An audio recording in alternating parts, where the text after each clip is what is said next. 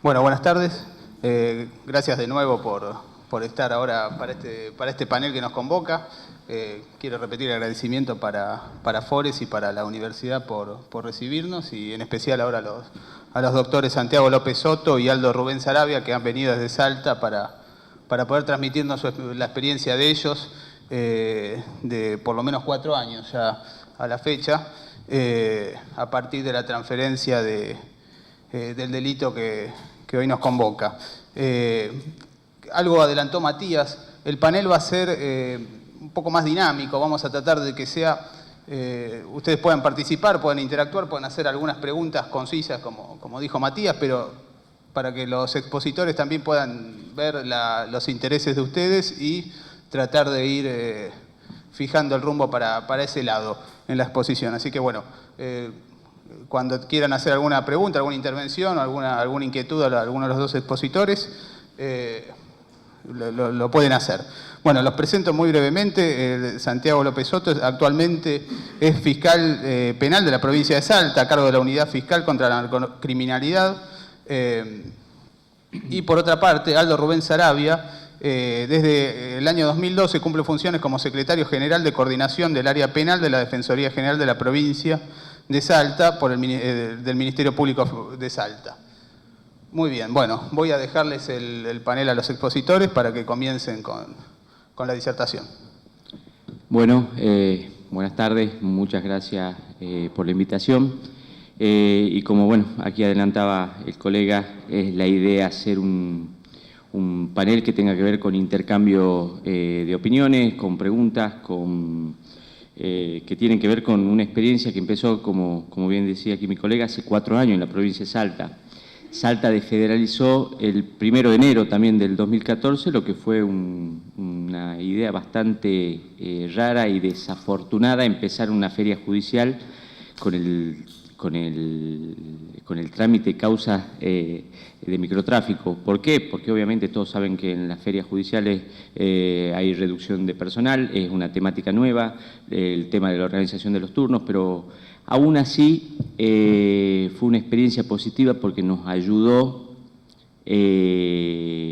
a esforzarnos demasiado en ese poco tiempo que teníamos durante la feria judicial para que las causas salgan adelante. Sí les voy a basar mi exposición en la descripción de lo que fueron 2 etapas muy claras en lo que fue la política del Ministerio Público Fiscal en materia de microtráfico o narcomenudeo. En un primer momento, la provincia decidió que quienes se tenían que hacer cargo de la persecución penal en materia de microtráfico eran los fiscales penales que estaban descentralizados. Les hago un pequeño panorama para los que no conocen la organización del Ministerio Público Fiscal en la provincia de Salta. Hay fiscalías especializadas, fiscalías de homicidio, de abusos sexuales, de delitos de género, delitos económicos, fiscalía de causas policiales, y hay fiscalías comunes que investigan el remanente de todos los delitos y que están ubicadas territorialmente en lugares estratégicos de la provincia de Salta. La decisión que adoptó el Procurador General de la provincia en su momento, el 1 de enero del 2014, es que las fiscalías que estaban descentralizadas se hagan cargo de la persecución penal del microtráfico, que implicaba que había fiscalías que estaban, vuelvo a insistir, ubicadas estratégicamente en distintos puntos de la ciudad, en barrios, en villas, en localidades que no estaban cercanas a lo que es la ciudad judicial, a donde están todos los juzgados, donde están todas las defensorías, eran las que se iban a hacer cargo de la persecución de este tipo de delitos. En ese contexto se pensó el microtráfico, y esto voy a partir de la experiencia de Salta y voy a partir de un sincericidio, si se quiere. No sabíamos lo que se nos venía. No entendíamos qué realmente era el microtráfico. ¿Por qué? Porque las mesas de trabajo que habíamos hecho con la Justicia Federal nos habían vendido un cierto mundo que no existía. ¿En qué sentido? No por mala fe o por mala comunicación con nuestros colegas los federales en Salta, sino porque los colegas federales en la provincia de Salta básicamente estaban viendo, no le estaban dando hace varios años ningún tipo de importancia a lo que era el microtráfico. Se dedicaban a algunas bocas de expendio excepcionalmente, pero se dedicaban obviamente a lo macro, al transporte, a las grandes bandas.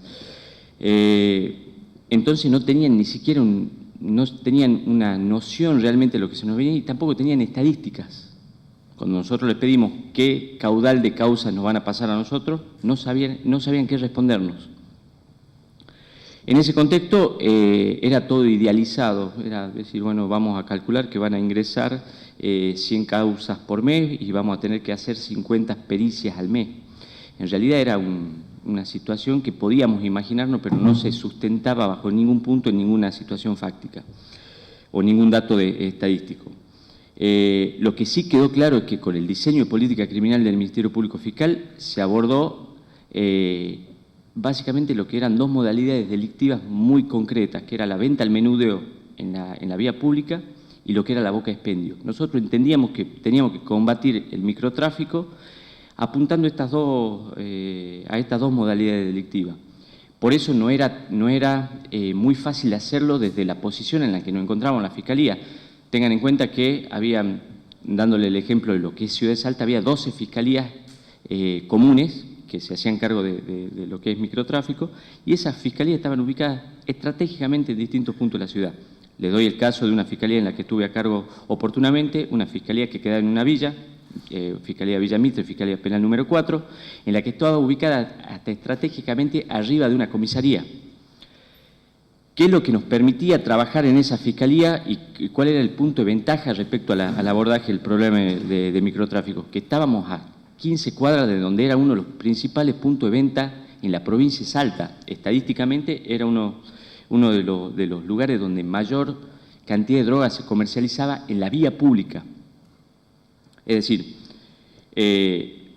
contamos con una primera experiencia que puede haber sido en cierta forma positiva. ¿Por qué? Porque nos permitió abordar con relativo éxito esas modalidades delictivas, boca de expendio y venta al menudeo. ¿Por qué? Porque conocíamos el territorio. Yo como fiscal hace 2 años en esa fiscalía conocía quién robaba, dónde se producían los mayores disturbios en cuestiones de riñas de banda, donde había algún ajuste de cuenta, donde había usurpaciones, donde había problemas contravencionales.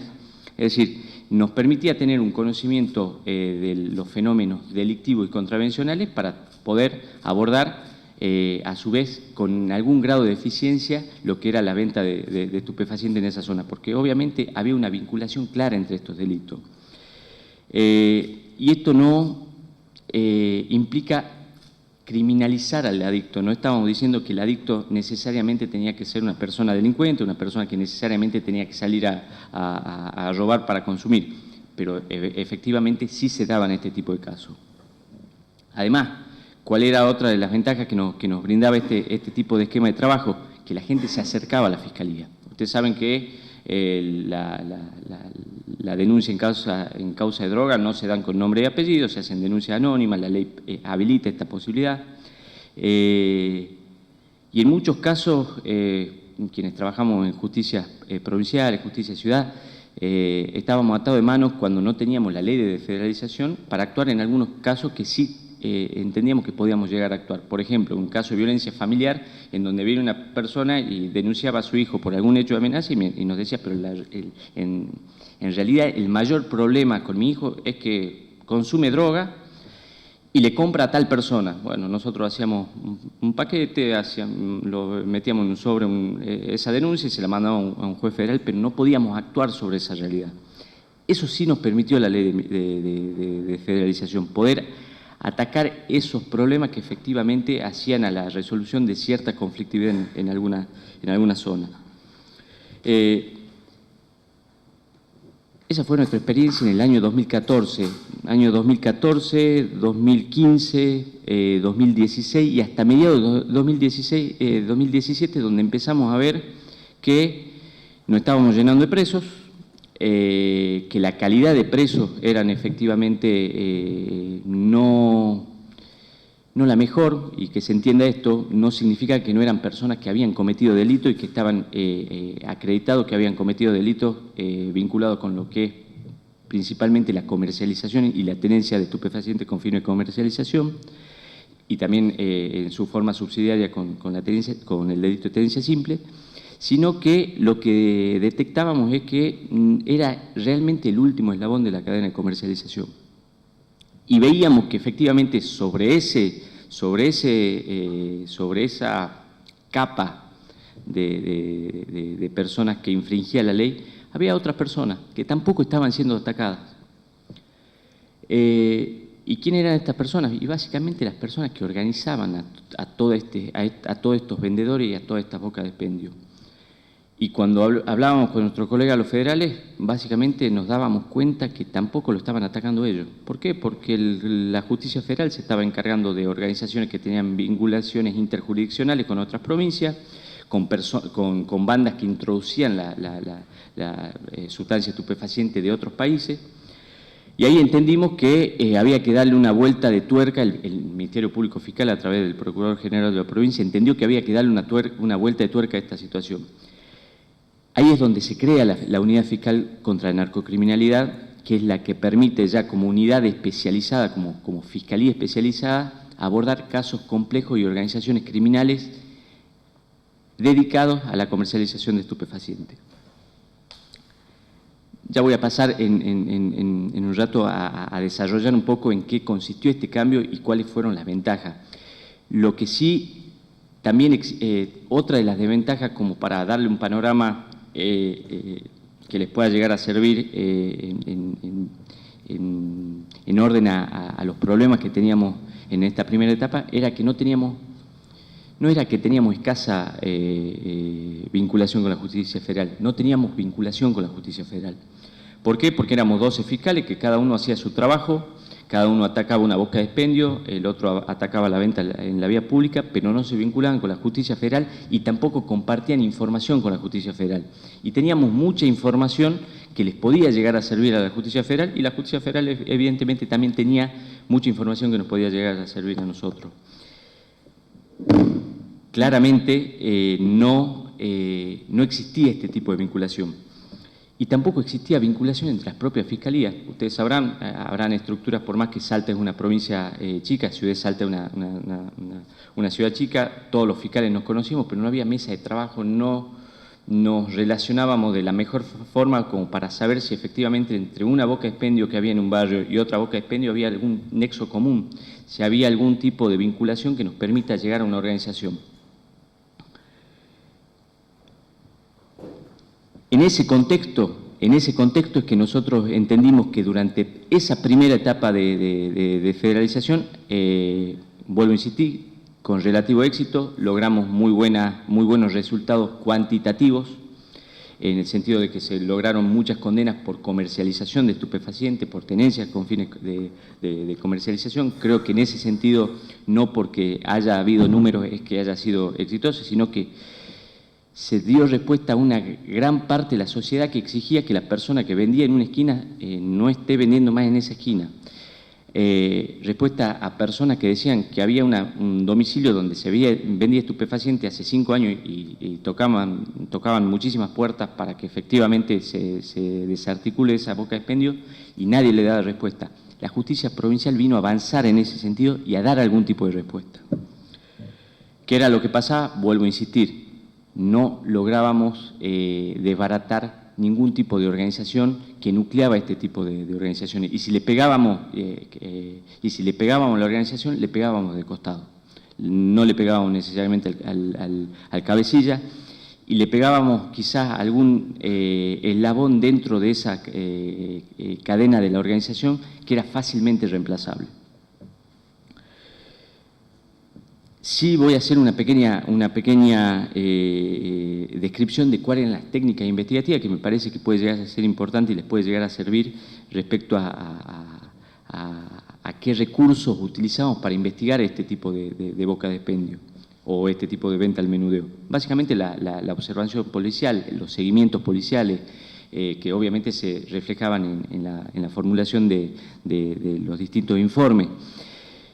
Pero no utilizábamos otra técnica más allá de el secuestro en situaciones de flagrancia, los allanamientos cuando teníamos constatado que efectivamente en determinados domicilios se comercializaba estupefaciente, excepcionalmente trabajábamos con intervenciones de comunicaciones, pero muy excepcionalmente, no, generalmente íbamos a la observación, a la filmación de una actividad compatible a la comercialización y allanábamos. Esas eran las técnicas básicas que utilizábamos en esta primera etapa. En algunos casos hacíamos controles de compradores, es decir, la persona que iba a adquirir sustancia a una determinada boca de expendio, nosotros, lo que se dice en la jerga, lo cruzábamos a las 2 cuadras, constatábamos que esa persona había adquirido sustancia estupefaciente, diligenciábamos una orden de allanamiento e ingresábamos a ese domicilio a efecto de verificar si efectivamente había comercialización de estupefaciente en ese domicilio. Y obviamente utilizábamos a esa persona que habíamos cruzado, a ese comprador de sustancias, lo utilizábamos como testigo en la causa.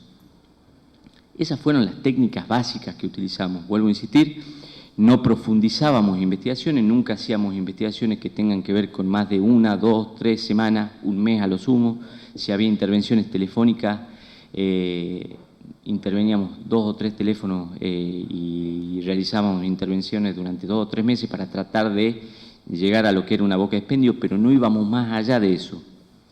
Eso nos trajo, vuelvo a insistir, mucho número de condenas, pero no condenas con personas que tengan que ver claramente con posiciones en la organización, en este tipo de organizaciones. ¿Cuál fue una herramienta que sí la recomendamos a uno y a cada uno de los operadores de distintas provincias que fueron a Salta a conocer la experiencia? La denuncia anónima tiene que ser una herramienta muy importante en cualquier, a criterio mío, y esta es una opinión personal, en cualquier provincia que desee desfederalizar. La denuncia anónima existe como instrumento legal, ahora bien, cómo se instrumenta, ese es otro tema. En la provincia de Salta existe una página que tengo entendido que acá en Ciudad Autónoma de Buenos Aires también para otro tipo de delitos. Tengo entendido que también están encarando la implementación también en delitos de narcomenudeo, pero lo importante no es solo la implementación, sino también la difusión de este tipo de herramientas. ¿Y por qué? Porque van a llegar a conocimiento situaciones que la policía nunca nos va a traer. Esa es la realidad y hay una cuestión que decía, que obviamente también lo comentaba aquí el colega de Santiago del Estero, que era respecto a la deficiencia en la capacitación del personal policial y a la fuerza de seguridad, que creo que es un factor común en todo el país. La policía nunca nos iba a traer una denuncia contra un policía o una banda integrada por un policía. Eso era algo que necesariamente tenía que llegar a conocimiento por algún otro canal. Insisto, la denuncia anónima, que nosotros en un principio, en un primer momento pensábamos que iba a ser utilizada para bromas, para datos errados, nos llevó a investigaciones muy positivas.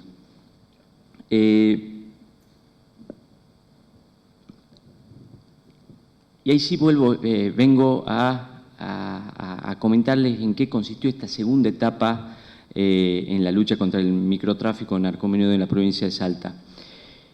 Año 2017, primero y principal, sincerar ciertas situaciones que habíamos advertido: corrupción policial, causas de narcopolicías, causas de efectivos policiales que terminamos detectando que iban a procedimientos policiales a plantar droga, denuncias de que personal policial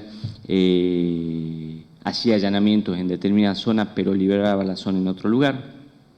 Toda esa situación nos llevó a los fiscales a plantear esta situación a la Procuración General de la provincia y se entendió que efectivamente había que crear una estructura que tenga la capacidad suficiente para afrontar organizaciones, que tenga la capacidad operativa para tratar de desvincular casos que tengan que ver con situaciones que tienen vinculación con personal policial involucrado en organizaciones. Y se creó esta unidad fiscal contra la narcocriminalidad. Ahí sí cambiaron radicalmente los objetivos. Como les dije que en un primer momento teníamos como objetivo la boca de expendio y la venta al menudeo, entendíamos que había que continuar con la persecución penal de estas modalidades delictivas, pero había que sumarle las organizaciones criminales y las investigaciones complejas. Y ahí hago también otra aclaración. Lamentablemente, lo más fácil de investigar siempre es la flagrancia. Esto lo van a ver en los robos, en los hurtos. Es muy fácil, nos fue muy fácil investigar, les tengo que ser sincero, nos fue muy fácil investigar en la primera etapa. ¿Por qué? Porque era, siempre utilizo esta frase, era como salir a cazar al zoológico. ¿Por qué? Porque la gente vendía a cara descubierta y vendía en la esquina. Tocaban la puerta de un domicilio y salía una persona y entregaba sustancia. Era fácil firmarlos, era fácil seguirlos y era fácil hacer un allanamiento y secuestrarle sustancia. La cantidad de secuestros de sustancias fueron muy importantes, la cantidad de detenidos fue muy importante. Ahora bien, hay otras modalidades delictivas que no son fácilmente advertibles. Hay otras modalidades delictivas que tienen que ver con personas que hacen delivery, personas que remiten sustancias por interpósita persona. Hay otras modalidades delictivas que no son fácilmente detectables. Hay venta de sustancia en determinados lugares bailables, hay venta de sustancia en determinados lugares donde la policía no lo puede advertir fácilmente. Entonces se llegó a esa conclusión de que había que profundizar el modelo, por eso esa es la importancia de hacer un testeo respecto a las experiencias de lo que pasó en un año, pasó en otro año y pasó en el otro año para poder tomar decisiones. Y es importante, el colega de Santiago del Estero nos decía, es muy difícil tener una conclusión a 2 meses. Y bueno, nosotros necesitamos 3 años para darnos cuenta que necesitábamos darle una vuelta de tuerca a la política criminal del Ministerio Público y había que afrontar efectivamente este tipo de fenómeno delictivo con un criterio de especialización. Sí.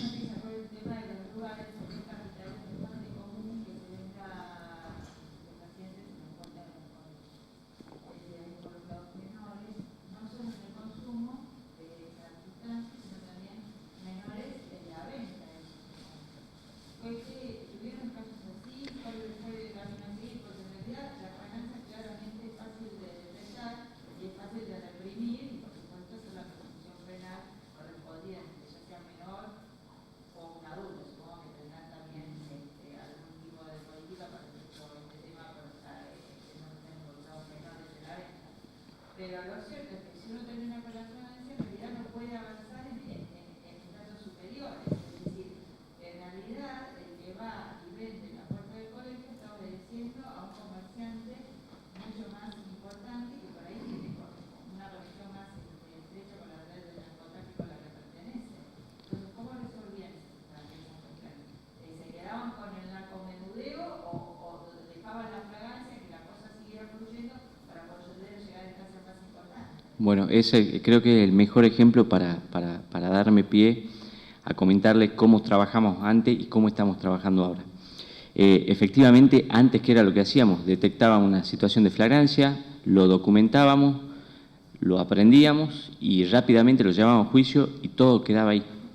Esa era la primera respuesta que dimos nosotros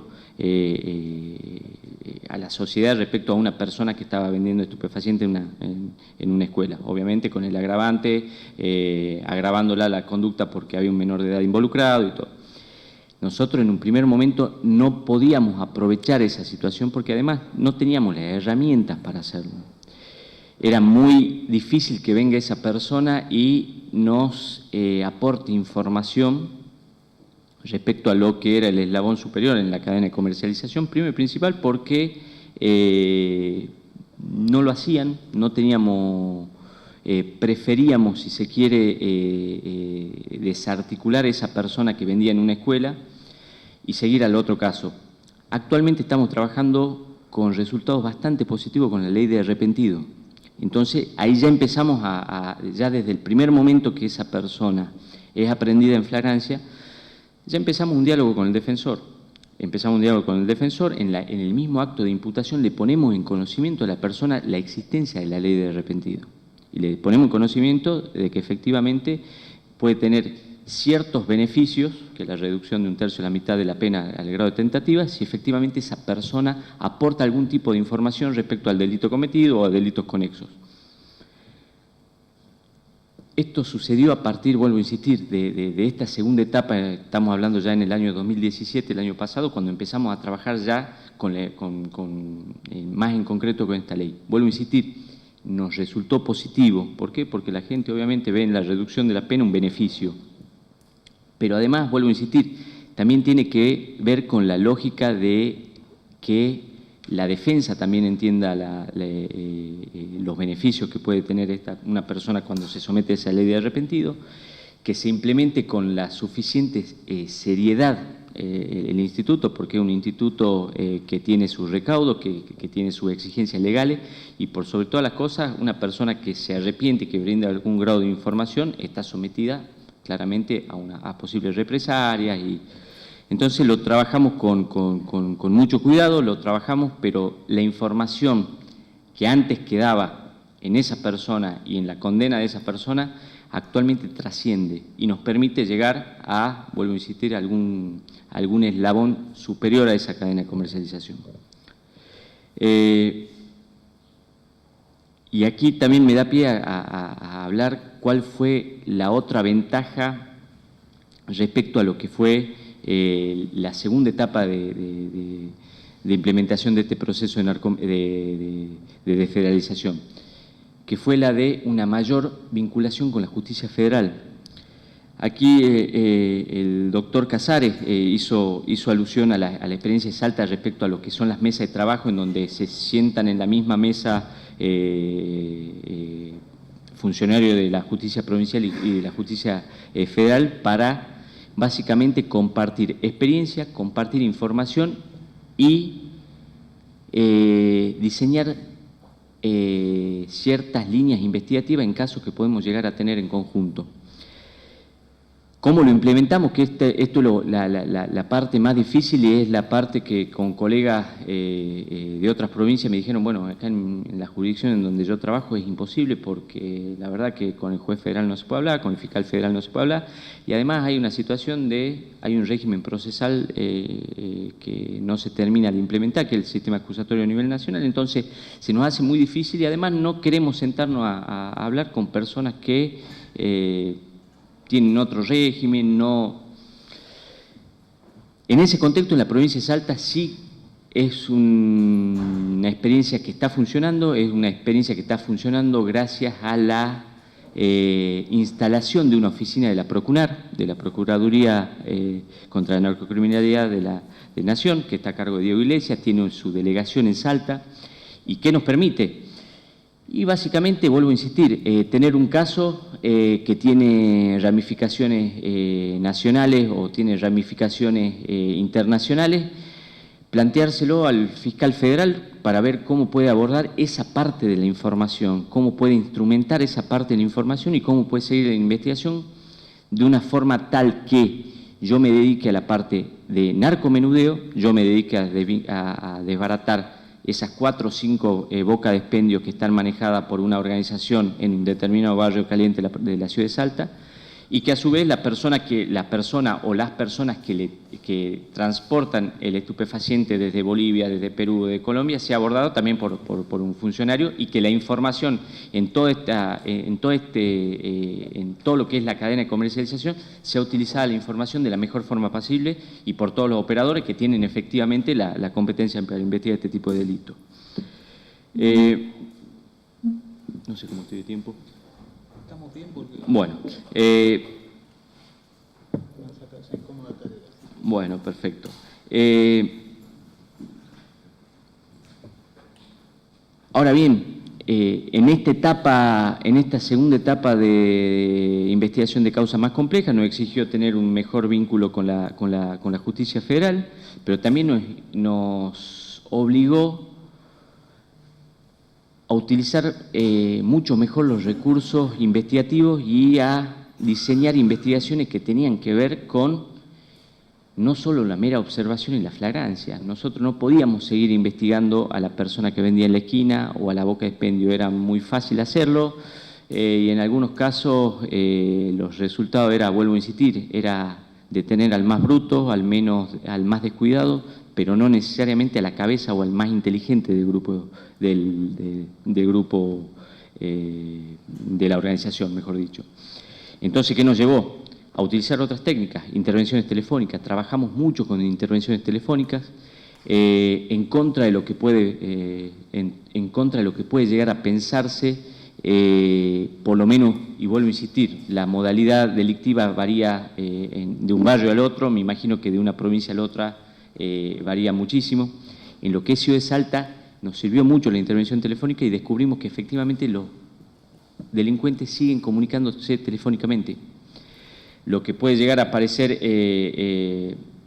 perdonen la expresión, pero una estupidez para un narcotraficante comunicarse telefónicamente sabiendo que si uno se comunica vía WhatsApp no puede ser intervenido, o si uno manda un mensaje vía WhatsApp no puede ser intervenido, y sí telefónicamente. Lo cierto es que de una u otra forma en algún momento se comunican telefónicamente y nos dan algún tipo de información que nos permiten avanzar en la investigación.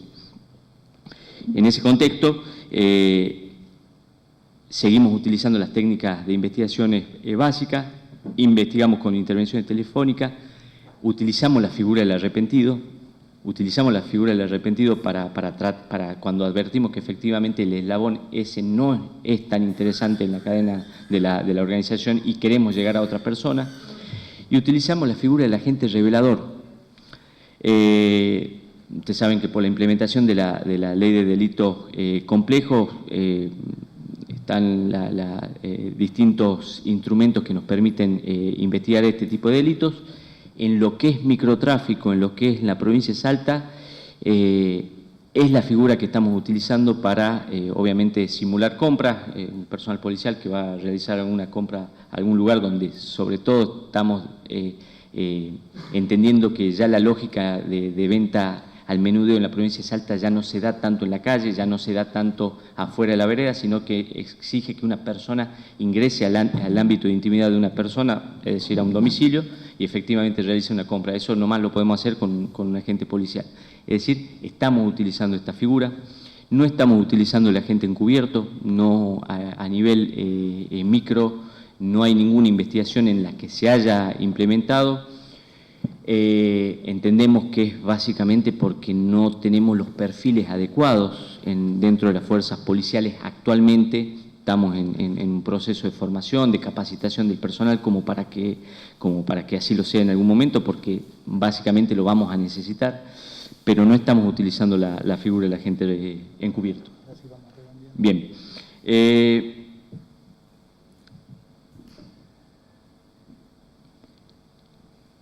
Para terminar, vuelvo a insistir, lo que más me interesaba era dejar clara una visión de lo que es la persecución penal en la provincia de Salta. Tengan en cuenta que en 4 años ingresaron 20.000 denuncias anónimas. Es fuente de información muy importante para nosotros, porque no solo los hechos, los procedimientos que efectivamente se realizaron, sino que es información que en algún momento nos sirve para algo. Se realizaron casi 1.000 juicios. Estamos hablando estamos hablando de 900 juicios aproximadamente que tienen que ver con infracción a la ley 23737, 1.000 condenados en 4 años, 500 por juicio abreviado. Entonces nos marca una pauta de que hubo una política muy fuerte de persecución penal en la ciudad de Salta.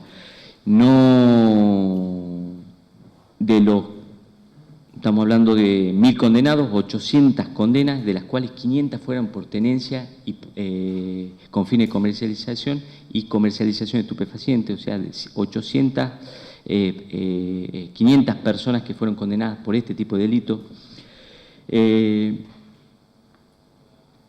Y tiene que ver con una agilidad que tuvo el procedimiento desde la aprehensión de una persona hasta su juzgamiento. Tenemos una ley de flagrancia que nos permite llegar a resultados en un mes y medio, 2 meses, 3 meses a lo sumo.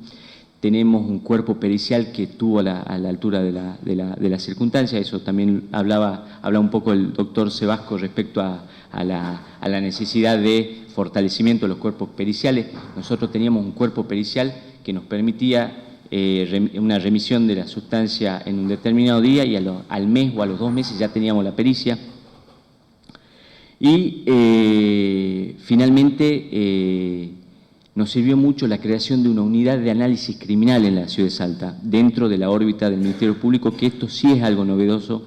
El otro día estuvo el doctor Sebasco en la ciudad de Salta, tuvo la oportunidad de verlo y apreciar cuáles son las bondades de esta unidad de análisis, y que es una unidad de análisis básicamente diseñada para detectar aquellos casos que la policía no nos trae.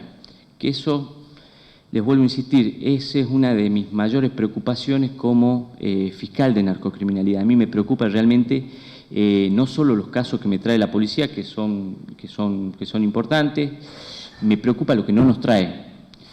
Porque ahí donde no nos trae es muy probable que en algunos casos haya alguna complicidad o algún tipo de participación de algún grupo que tiene algún grado de protección, que haya algún tipo de personal de alguna fuerza involucrada, de alguna fuerza política, de algún puntero de barrio. Bueno, esas son las circunstancias que nos permitieron detectar la creación de esta unidad de análisis. Esta unidad de análisis que está integrada, vuelvo a insistir, por analistas del Ministerio Público que tienen acceso y son quienes tramitan el 100% de las denuncias anónimas que ingresan al sistema del Ministerio Público, son quienes tienen base de datos de todos los antecedentes de delitos y contravenciones que existen dentro de la órbita del Ministerio Público, y son quienes, vuelvo a insistir, tratan de detectar algunos casos bajo, obviamente, la supervisión de la Fiscalía, que pueden llevar a una organización o alguna investigación compleja. Esto es básicamente un panorama de lo que pasó en la provincia de Salta. Así que bueno, les agradezco su atención y estamos abiertos a cualquier tipo de preguntas. Gracias. A ver, ¿las preguntas las hacen ahora o al final de la exposición? Sí. A ver, una pregunta. Sí. ¿Cuál es el criterio de selección? Porque evidentemente no se puede hacer la selección general por todas. ¿Cuál fue el criterio de selección que utilizaron para llegar a un objetivo concreto? Bueno, lo fuimos trabajando sobre la práctica. Había casos que denunciaban, había muchas denuncias reiterativas respecto a una determinada familia. Lo que hicimos, bueno, sería muy largo explicarle de con qué tipo de fuerzas trabajamos. Lo que sí me parece importante destacarle que trabajamos con todas las fuerzas policiales, trabajamos con Policía de Salta, trabajamos con Policía Federal Argentina, trabajamos con la PCA. ¿Cuál fue el criterio? Tratar de abordar, obviamente, el 100% de las denuncias, dándole la importancia que tenía cada una. Si había una familia que se reiteraban las denuncias, tratábamos de darle algún grado de importancia en virtud de la reiteración en las denuncias. Si hablaban de que había personal policial involucrado en alguna organización o en la venta de estupefacientes, tratábamos de darle prioridad. Si había menores involucrados en la venta de estupefacientes, también tratábamos de darle prioridad. Es como pasa en la justicia, en todos los organismos de justicia, nos llegan 100 casos y quizás tenemos la capacidad operativa para resolver 60. Bueno, en ese caso tratamos de ver las modalidades delictivas, el nivel de violencia, si se puede llegar a verificar en alguna denuncia si es que lo transmiten. Es decir, si en la denuncia dicen que son personas que constantemente venden sustancias y además tienen armas de fuego. Es decir, utilizamos todos esos parámetros como para saber a cuál darle un poco más de importancia que a otro, y en su caso, qué causa le asignamos al grupo que entendemos que está mejor capacitado para darle una respuesta a esa problemática. Bueno, le agradecemos entonces a a Santiago y comenzamos. Después, si hay alguna pregunta más para el expositor, se la puede hacer al final. Vamos a pasar entonces a la exposición de Aldo. ¿Qué tal? Buenas tardes. En primer lugar, quiero agradecer la invitación a Fores por darnos esta oportunidad de comentar un poco la experiencia de Salta desde la perspectiva de la defensa pública y especialmente en la persona de Matías Morel Quirno, que me depositó la confianza de poder participar acá. Un poco mi idea es tratar de comentarles algunas situaciones conflictivas, algunas discusiones que se presentaron desde los aspectos jurídicos y también un poco comentarles algunas realidades que son problemáticas, de las cuales bastante habló Juan Pablo Basbús de la situación de Santiago del Estero y por lo que ustedes pudieron opinar. Evidentemente acá también se presentan esas situaciones. Hablo de realidades humanas que son complejas y que nos toca atender el día a día, sobre todo a la defensa pública, que siempre es el operador, el defensor público siempre es el que atiende a las personas que están en mayor estado de vulnerabilidad por distintas razones que todos conocemos. A lo que ya dijo Juan Pablo, que no quiero redundar, solamente quiero agregarle que, bueno, ya habrán podido escuchar por lo que dijo Santiago López Soto, la cantidad de condenados en la provincia. Se habló de 1000 condenados, tengan en cuenta que también por detrás de eso hay un montón que está con prisión preventiva, y si tenemos una población carcelaria en la provincia aproximadamente alrededor de 4.500 personas, podrán imaginarse que 1000 condenados por esta temática implica un gran porcentaje de la población. El problema que se nos presenta, que en muchos casos, como ustedes pueden llegar a conocer, el imputado de tenencia de estupefacientes o de comercialización de estupefacientes, tenencia para comerciar, muchas veces, en muchos casos, es un adicto que a su vez sustenta su problema de adicción con la venta. De lo que le hablaba al doctor López Soto respecto de las aprehensiones que se hacían por las ventas al público, en la vía pública, generalmente este tipo de imputados tienen esa problemática. Y ustedes se van a encontrar con personas que reciben una cierta cantidad de dosis, supongamos 15 dosis, de las cuales 3 se quedan para solventar como forma de pago y el resto las tienen que vender para luego transmitir el resultado de esa venta. Esas personas, lamentablemente, entran en un círculo vicioso del cual es muy difícil sacarlo. Recogiendo una de las preguntas que se hizo acá hace poco en el panel anterior, qué se podía hacer, les comento un poco que a partir del año 2013 en Salta empezamos a trabajar bastante por una iniciativa que tuvo el Poder Ejecutivo sobre los tribunales de tratamiento de drogas. Los tribunales de tratamiento de drogas es una modalidad muy particular de abordaje que funciona en Chile muy bien, también hay mucha experiencia en Estados Unidos y en Canadá. Nosotros empezamos a capacitarnos, empezamos a tratar de conocer este sistema, viajamos a Chile y algunos operadores también fueron a capacitarse a Washington. ¿De qué se trata esto? De un sistema que se introduce, no requiere de una modificación legislativa, pero se introduce en el contexto de la suspensión de juicio a prueba, ¿sí? La idea es que, a diferencia de la suspensión del proceso de prueba común, acá hay un abordaje mucho más terapéutico que jurídico, y se trabaja con equipos interdisciplinarios que evalúan a la persona que tiene problemas de adicción y que a su vez esos problemas los llevan a cometer delitos. Evalúan a estas personas para ver si estarían en condiciones personales de poder asumir, porque es un compromiso personal muy grande que este sujeto tiene que asumir para tratar de paliar su adicción. Hay un fuerte compromiso de los organismos estatales de salud pública para poder colaborar con esto, de forma tal de trabajar con los centros asistenciales, trabajar con los organismos con los lugares en donde se brinda tratamiento terapéutico, y eso nosotros lo empezamos a trabajar y lo empezamos a buscar porque entendíamos que en muchos de estos casos, y no solo refiriéndonos a la problemática de la tenencia, del tráfico de estupefacientes, sino en mucha materia delictiva, si atacamos el foco del problema, que es el uso irresponsable, el consumo adictivo de sustancias estupefacientes, podríamos lograr mayores beneficios para evitar la reincidencia de esa persona en el sistema. Porque lamentablemente estos chicos que entran en este circuito, aunque los condenemos y aunque se los criminalice, cuando cumplen su pena, si es que se les aplica pena, salen en libertad y vuelven a entrar en el mismo círculo y los tenemos como clientes permanentemente.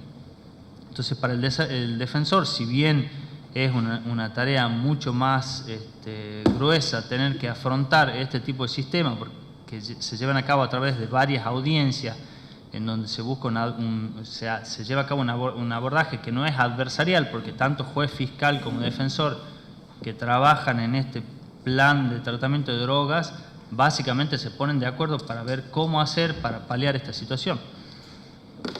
Entonces el defensor ve como, si bien estos casos les llevan mucho más trabajo, el gran fruto de no tener reincidencia o en lo posible trabajar sobre la reinserción de esa persona para no volverlo a tener como cliente es bastante importante, y desde un aspecto humano también. Sí. Perdón, una pregunta. En relación a los tribunales de tratamiento de drogas que hacen referencia, ¿cómo son? ¿Cómo están compuestos? ¿De quién dependen? Bien, a ese punto iba a llegar. Lamentablemente, en Salta se hizo un plan piloto para trabajar, se crearon los tribunales de tratamiento de drogas, pero expresamente, y eso se hizo con la acordada que implementó, la acordada que dicta la Corte de Justicia, que implementó estos tribunales, expresamente se excluyó los casos de tenencia de estupefacientes. Todos los casos relacionados con la ley de estupefacientes se los excluyeron, con lo cual nosotros nos vimos sorprendidos en eso, en algo que consideramos que podría haber sido una herramienta importante para trabajar, que no se la pudo utilizar. ¿Cómo funcionan en la práctica? Son los jueces, actualmente hay un plan piloto donde trabajan 2 jueces de garantías, que son los jueces ordinarios, comunes y corrientes, que fueron seleccionados para este plan, que tienen asignado un equipo de psicólogos, asistentes sociales y de otras profesiones, en donde ese equipo está integrado por gente del Poder Judicial y gente del Ministerio de Salud, ¿sí? Porque tienen que coordinar a qué centros enviarlos a los probados, y se les hace un seguimiento, ¿sí? Dentro del contexto de la suspensión del juicio a prueba. Eso, lamentablemente, no pudimos utilizar esta herramienta para este tipo de casos que considerábamos que nos iba a servir de gran ayuda para trabajar sobre todo con este tipo de asistidos que tienen esa problemática seria de adicción. Fuera de estas personas también nos encontramos con algo que sumamente complejo, que mencionó el doctor Basbús respecto a la gran cantidad de mujeres que se incrementa. Creo que aproximadamente entre 4 veces más cantidad de mujeres privadas de libertad a las que había antes, y con el gran problema de que hay muchas mujeres con niños menores de 5 años privados de libertad al lado de ellas, con el agravante de que en estos casos es muy difícil conseguir la prisión domiciliaria, que si bien está prevista en situaciones así, es muy difícil conseguir la prisión domiciliaria porque los jueces obviamente son renuentes a concederla cuando esta mujer fue imputada de vender estupefacientes en su hogar.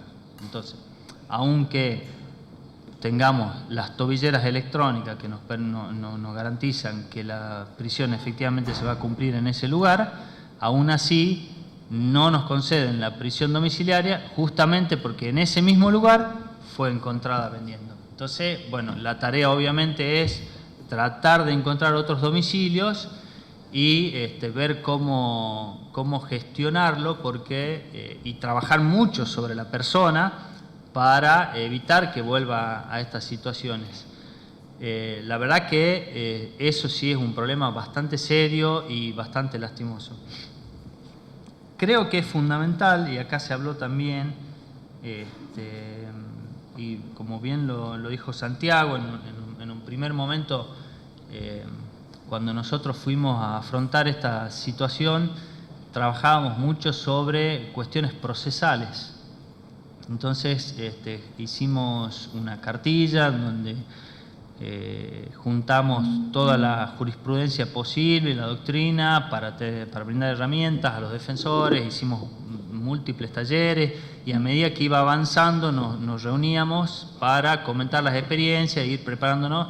Y sí, efectivamente en algún momento, cuando esto inició, en muchos casos nos podríamos hacer un festín de nulidades, pero con el paso del tiempo, como bien lo comentó Santiago, la Fiscalía se fue capacitando, fueron cometiendo menos errores, perdón, no quise decir la Fiscalía, la Policía se fue capacitando y obviamente la Fiscalía también aprendió, como aprendemos todos. Y estas tareas que al principio eran mucho más fáciles de cuestionar, en qué momento se entendía que la policía si había tenido causa razonable para actuar y aprender sin orden judicial, si realmente había elementos objetivos que le permitían inferir que estaba cometiendo un delito. Todas esas discusiones las teníamos grandemente al principio y nos resultaba mucho más fácil. Después nos dimos cuenta que el foco, y a medida que esto iba evolucionando, tuvimos que también hacer un viraje para empezar a discutir otras cuestiones. Y esto creo que es, que ahora en un momento voy a pasar a comentarles. Creo que el defensor no puede dejar de plantear, y no sé si hay algún defensor acá, pero los que trabajan en la Fiscalía, por lo menos se los cuento para que presten especial atención a estas cosas. Respecto a como bien dijo el doctor Sebasco, me pareció muy buena su intervención en cuanto dijo que era necesario fijar la atención en los casos que realmente sean importantes para hacer una aplicación correcta del fallo Arriola y no iban a prestar tanta atención a la cantidad de sustancia o al tipo de sustancia encontrada, sino específicamente a las circunstancias en que la sustancia era encontrada. Es precisamente en esos puntos es donde nosotros encontramos las mayores discusiones y las mayores dificultades. Se los voy a graficar con algunos casos para que puedan apreciar cómo, si nos sentamos todos a hablar, nadie discute de la importancia del fallo Arriola, pero en el caso concreto y en la aplicación y con las circunstancias particulares de cada caso, el fallo Arriola se nos empieza a dibujar y cada uno tiene opiniones distintas. Para empezar sobre esta temática, creo que una de las cuestiones que no deben dejar de discutirse es respecto a la naturaleza de la sustancia, ¿sí? Como bien lo dijo también el doctor Sebasco, es importante realizar una pericia sobre la sustancia secuestrada para determinar no solo la calidad, no solo la cantidad, sino la calidad, perdón, estoy hablando. Respecto a la calidad, es un tema que no ha sido correctamente debatido en nuestra provincia, creo y asumo la responsabilidad también de parte de la defensa, no ha sido correctamente planteado en todos los casos y hay escasa información sobre esto. ¿Sí? Hay escasos presentes, solo encontré uno en donde se discutió correctamente esta situación, salvo en lo que refiere a la modalidad de pericia. Hubo casos, les cuento puntualmente uno, un poco burdo, pero que grafica la situación, un acuerdo abreviado entre el defensor y el fiscal por un delito de tenencia simple de estupefaciente, que al ser presentado al tribunal, el juez lo absuelve porque no estaba la pericia del cuerpo de investigaciones que debe llevar a cabo a través de un laboratorio solamente venía acompañado de la prueba orientativa de la policía. Esto sí ha dejado en claro la jurisprudencia que la prueba de narcotest, que es la aplicación de un revenido químico a la sustancia que es solamente orientativa, no alcanza para determinar fehacientemente si estamos ante una sustancia que se dice que es o estamos ante otra cosa. Eso creo que está suficientemente claro. El punto siguiente es verificar si efectivamente esa sustancia cumple con los requisitos típicos, porque ustedes sabrán que el artículo 77 dice que no solamente es necesario que esté la sustancia catalogada en las listas que periódicamente debe actualizar el Poder Ejecutivo, sino que además debe generar dependencia física o psíquica. ¿Sí? Nosotros entendemos que es fundamental que la sustancia secuestrada tenga esa aptitud, porque si no, no cumpliría los requisitos típicos. Normalmente los jueces suelen considerar que basta la incorporación en una de las listas del Ejecutivo para que estemos hablando de la sustancia típica. Y por lo que pude ver, la Cámara de Casación Penal de la provincia de Buenos Aires, al menos en su conformación mayoritaria, tiene como jurisprudencia el hecho de la ausencia, de que no es necesario demostrar la calidad de la sustancia en cuanto a si alcanza o no una dosis umbral. Y esto se lo planteo porque, como bien lo advertía el doctor Sebasco, la sustancia que no llegue a tener, toda sustancia tiene una determinada dosis en la cual resulta inocua. Si nosotros no llegamos a alcanzar esa dosis umbral, o a superarla, mejor dicho, estaríamos hablando de un hecho atípico. Y esto es importante sobre todo en aquellas sustancias que son cortadas o estiradas para la venta. Y se presenta puntualmente con el caso de la cocaína y el tema de la pasta base. ¿Cuánto porcentaje de la pasta base llega a ser efectivamente estupefaciente y cuántos agregados extras? Es fundamental determinarlo. ¿Sí? Si bien alguien podrá decirme, bueno, pero la pasta base es suficientemente grave, adictiva y peligrosa como para que no sea necesario discutir esto, pero en realidad todos los otros productos químicos que pueda tener la sustancia que no sean cocaína, lamentablemente, por más dañinos que sean a la salud de la persona, no son considerados estupefacientes a los efectos de la ley. Por lo tanto, es absolutamente necesario que el defensor exija, y además está previsto en el artículo 30, en el tercer párrafo de la ley 23737, la necesidad de que se lleve a cabo una pericia sobre la calidad, cantidad y ¿cómo dice? Perdón, ahora se los leo. Sobre la naturaleza, la calidad y la cantidad. Por lo tanto, no es un mero capricho de la defensa tener que trabajar sobre esta temática. Bien. La otra cuestión es sobre lo que apuntaba el doctor Sebasco, sobre qué circunstancias puntualmente son las que nos va a permitir definir si estamos ante un caso o ante otro. Y esto creo que es crucial.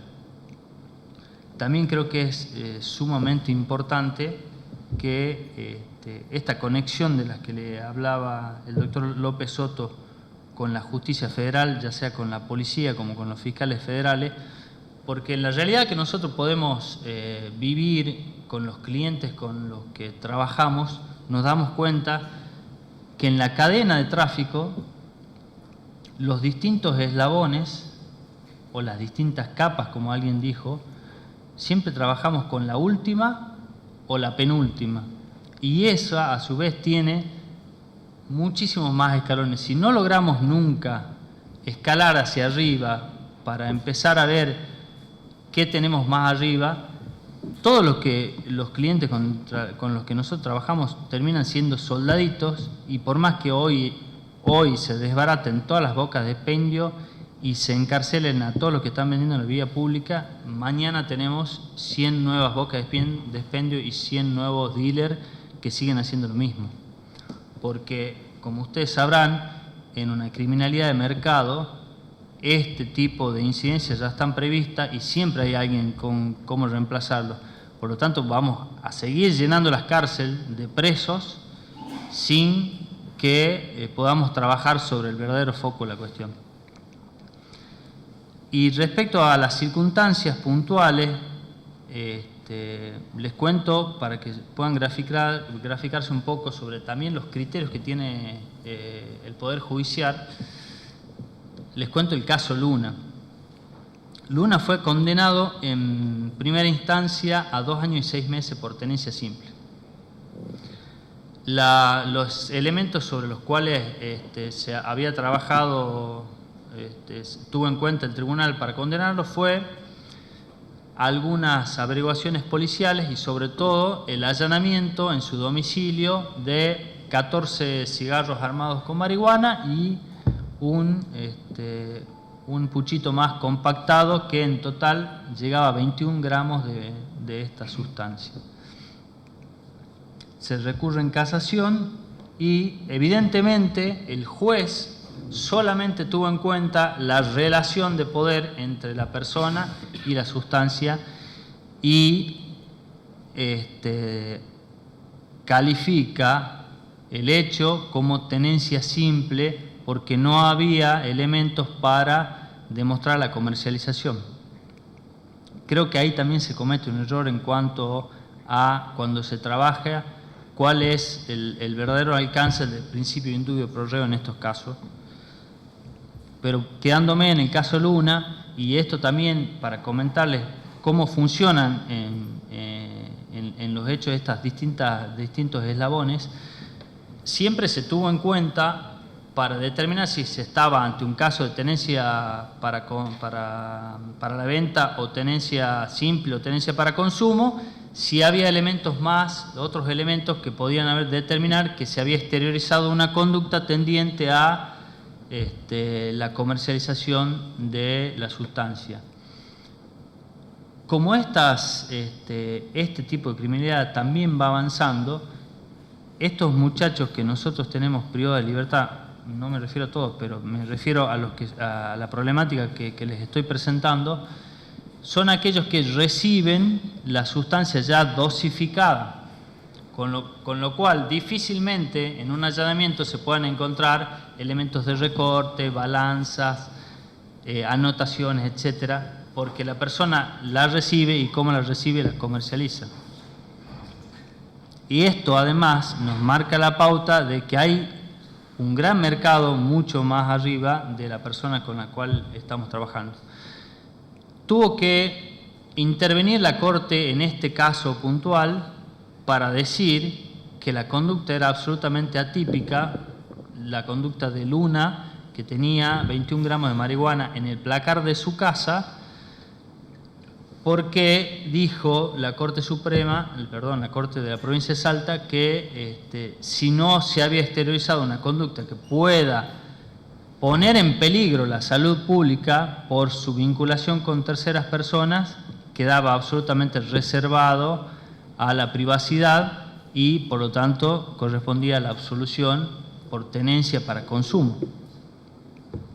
No obstante eso, el fallo de la Corte fue por simple mayoría y otros 3 jueces de la Corte, de los 7 que la conforman, dijeron que en el caso sí había una afectación a la salud pública porque Luna no vivía solo, sino que vivía con 3 hermanas y sus padres. Por lo tanto, entendieron estos 3 jueces que sí había afectación a la salud pública y se expidieron por la condena de tenencia para consumo, pero dijeron que no se aplicaban las circunstancias de arriba. Con esto les marco como un caso que se ve como aparentemente sencillo, en un tribunal, en el máximo tribunal provincial, hubo opiniones absolutamente dispares. Evidentemente estos 3 jueces que se expidieron por la condena no consideran que para que haya una afectación al bien jurídico, la exteriorización de la condena, primero, era absolutamente una presunción.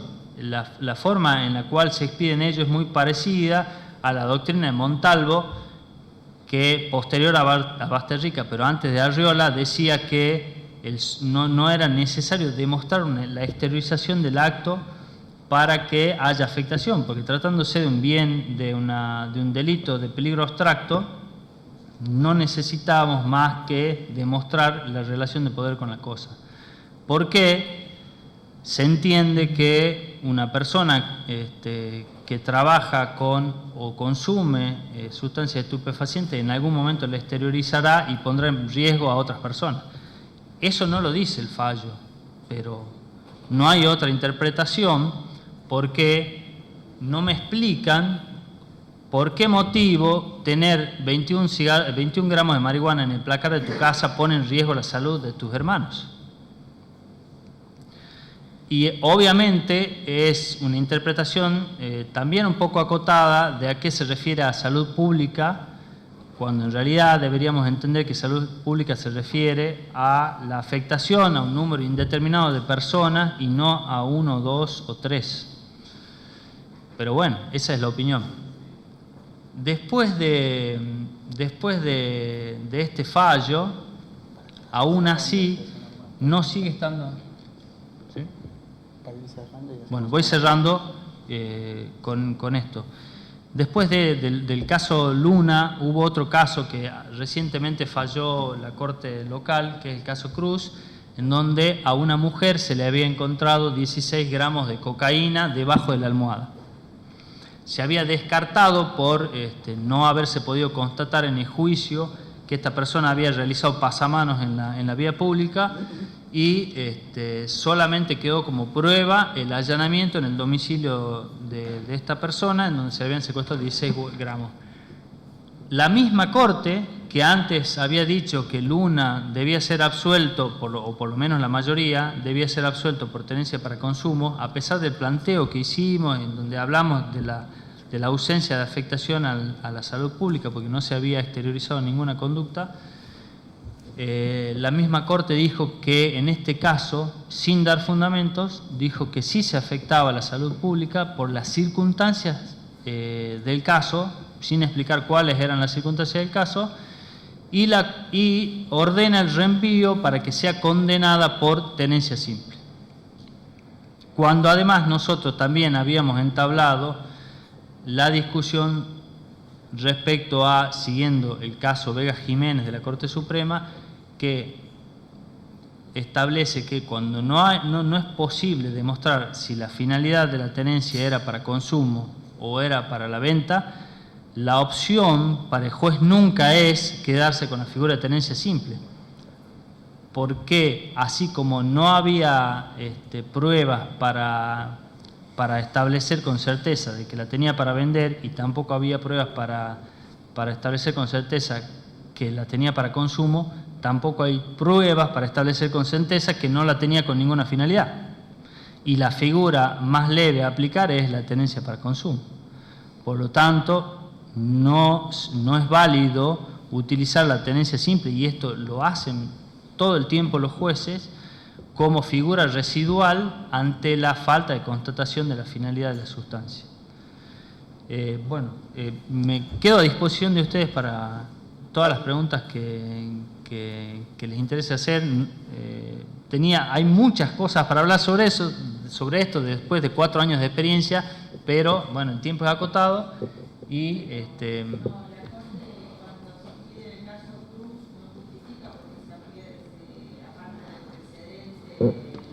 No. Nosotros hicimos reserva de recurrir en extraordinario federal por la ausencia de motivación y por haber cambiado el criterio, los estándares de valoración, pero no nos quedaban más opciones.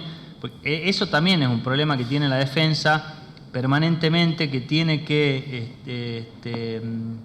trabajar con las realidades humanas y ver cómo eso, presentarlo estratégicamente en el caso. Cuando algunas veces uno quiere hacer planteos, sabe que la persona va a seguir privada de libertad y no vamos a solucionarle su problema. En este caso no nos quedó más opción que hacer reserva, porque el caso sí o sí debía bajar para que sea analizada nuevamente la penalidad, y la Corte le estaba diciendo en qué dirección tenía que hacerlo, y esta mujer llevaba 3 años y 4 meses privada de libertad.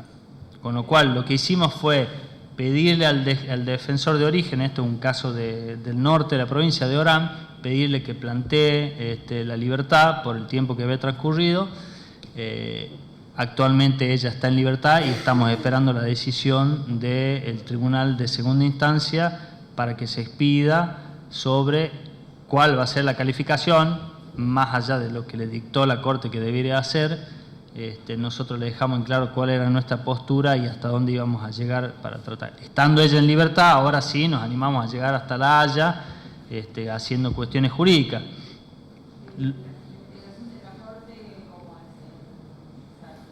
Hay 7 jueces que la integran. ¿2 varones? No, hay 2 mujeres. Sí, ¿no? ¿2 mujeres actualmente? 2 mujeres. Sí, 2 mujeres. ¿Te interesa ese dato? Otra cuestión que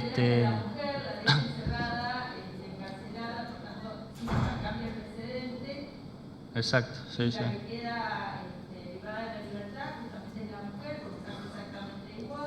Sí.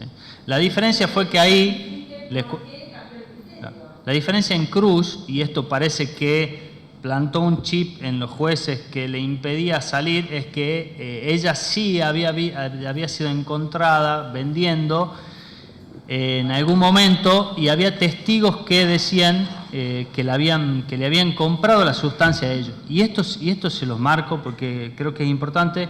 No sé si lo habrás vivido, Santiago, pero muchos de los testigos, estos cruces que mencionaba él, que son una modalidad de investigación, ven a la persona saliendo del kiosco o haciendo un pasamanos con el imputado, se los persigue, se los detiene, se les toman los datos, le toman una declaración y no se los criminaliza por consumidores, y sí se los utiliza como testigos. Cuando ellos declaran, y eso me pareció importante de lo que dijo el procurador de Ciudad, que la declaración la hagan ante la Fiscalía. Cuando estos testigos declaran en Salta, lo hacen ante la policía. Y en la policía dicen, sí, efectivamente yo le compré a Cruz, le compré tantas bochitas de cocaína, ¿sí? Cuando estos testigos llegan a juicio, dicen otra cosa. Cuando el testigo llega a juicio dice, no sé cuál es la verdad. Lo cierto es que 3 de estos testigos que antes habían señalado a Cruz, en el juicio dijeron, yo no le compré a ella, efectivamente la sustancia la tenía, pero la compré en otro barrio a otra persona. ¿En dónde tienen que hacer foco? Primero, la declaración ante la Fiscalía me parece que es una buena medida, pero además un buen sistema de protección de testigos. Ese testigo, después del tiempo transcurrido del proceso, difícilmente quiera declarar en contra del imputado. En este caso no creo que Cruz sea jefa de una organización grande en donde tenga gente que pueda apretar a los testigos. No lo creo, porque es una mujer que tiene una situación muy particular, pero sí se les va a presentar esos casos y es fundamental la protección. Lo mismo que con el tema del arrepentido. Al defensor se le presenta permanentemente la dificultad de, si bien poder ofrecer un beneficio para la persona asistida con una reducción de la pena por el hecho de arrepentirse, se encuentra con la dificultad que no está seguro el defensor si esta persona va a ser suficientemente protegida, y por lo tanto es muy difícil tomar una decisión en ese sentido, y queda casi siempre a exclusivo criterio de lo que esa persona decida arriesgarse. Sí. Una consulta. Tengo entendido que el juez federal Fabio en la provincia de Salta autorizó el arresto de